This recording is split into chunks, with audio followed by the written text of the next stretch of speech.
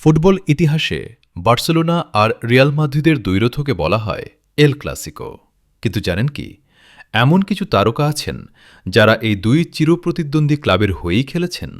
চলুন দেখে নেওয়া যাক এমন ১০ জন খেলোয়াড়কে। ১০ নম্বরে আছেন জুলেন লোপেতেগুই। স্প্যানিশ এই গোলকিপার দুই ক্লাবের হয়েই খেলেছেন। ১৯৮০ থেকে ১৯৯১ সাল পর্যন্ত রিয়াল মাদ্রিদের হয়ে খেলেন এবং পরবর্তীতে ১৯৯৪ থেকে ১৯৯৭ সাল পর্যন্ত বার্সাতে খেলেন। পরবর্তীতে তিনি রিয়াল মাদ্রিদের কোচও হয়েছিলেন। ৯ নম্বরে আছেন জাভিয়ের সাভিওলা।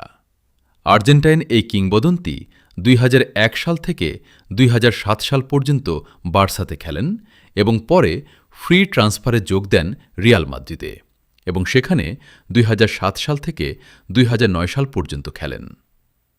৮ নম্বরে আছেন অ্যালবার্ট সেলাডেস। বার্সার লা মাসিয়া থেকে উঠে এসে পরে রিয়ালের মিডফিল্ডও সামলেছেন।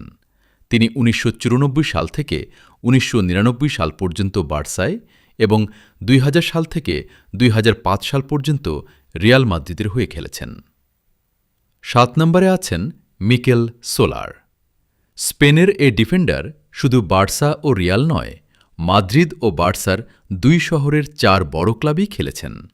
বিশেষত তিনি ১৯৮০ সাল থেকে ১৯৯৫ সাল পর্যন্ত বার্সাতে এবং ১৯৯৫ থেকে ১৯৯৬ সাল পর্যন্ত রিয়াল মাদ্রিদের ডিফেন্স সামলেছেন।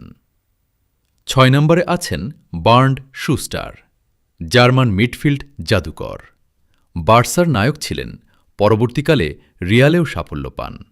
তিনি ১৯৮০ সাল থেকে ১৯৮৮ সাল পর্যন্ত বার্সেলোনার হয়ে খেলেন এবং এর পরবর্তী ২ বছর তিনি রিয়াল মাদ্রিদে কাটান।